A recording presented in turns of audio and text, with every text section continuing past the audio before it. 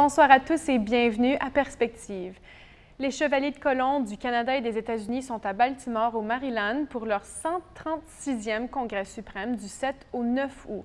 Pendant toute la journée, aujourd'hui, chevaliers et leur épouse, évêques et autres membres de l'organisation célèbrent leur foi et les initiatives caritatives autour du thème « Les Chevaliers de la Charité ». D'ailleurs, cette année, leurs dons charitables ont augmenté et s'élèvent maintenant à 177 millions de dollars. Leur journée a débuté avec la messe célébrée par Monseigneur William Lowry, archevêque de Baltimore et aumônier suprême des Chevaliers de colon. Cet après-midi, le chevalier suprême Carl Anderson a adressé les participants du Congrès lors de son rapport annuel.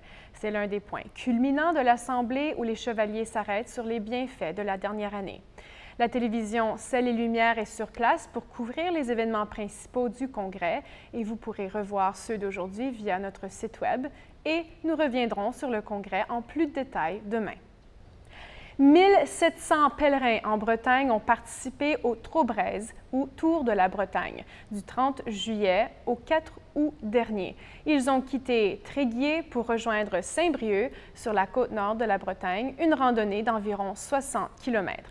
Cette marche ne représente qu'une étape toutefois du Trobraise qui s'étend normalement sur 700 km et relie les 7 villes des 7 saints fondateurs de la Bretagne. Le pèlerinage remonte au Moyen Âge et était autrefois aussi important que ceux de Rome, Jérusalem et Saint-Jacques-de-Compostelle. KTO, Télévision catholique en France, a rejoint le groupe au lieu de départ à Tréguier. Voici un extrait de leur reportage. Dans la cathédrale, les chaussures de marche côtoient bâtons et sacs de randonnée. L'évêque de Saint-Brieuc et Tréguier, Monseigneur Moutel, préside la messe. Que sommes-nous venus chercher sur les chemins du Trobraise?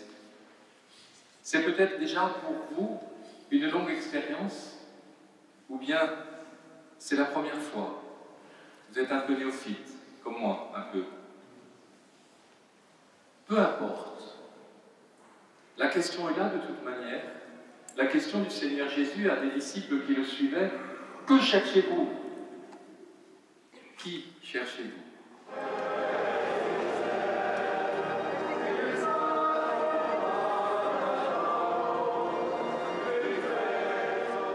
Parmi les 1700 marcheurs présents, il y a Danielle.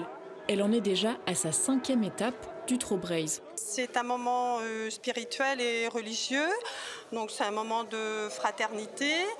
C'est un moment aussi où j'ai beaucoup de choses à rendre grâce au Seigneur et aussi je porte dans ma prière aussi toutes les intentions qu'on m'a confiées avant de partir au niveau de ma paroisse et au niveau des gens que j'ai rencontrés.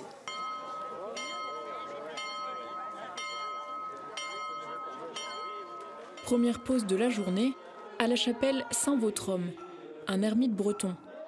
Croyants ou non, les pèlerins peuvent s'arrêter simplement pour prier ou pour écouter les explications d'un prêtre. Ici, on peut prier aussi pour les parents qui ont des difficultés avec leurs adolescents. Ça arrive, hein, je crois que j'ai entendu dire ça quelques fois.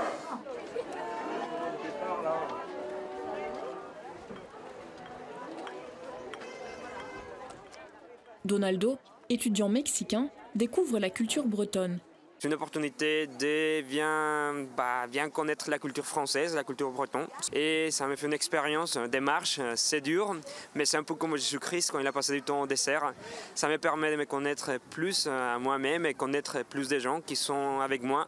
À l'heure du déjeuner, instant de répit pour les marcheurs, autour d'un pique-nique convivial. Le partage aussi est au cœur du pèlerinage. Aujourd'hui, on est ensemble. Ce soir, on va manger avec d'autres, on va discuter avec d'autres gens.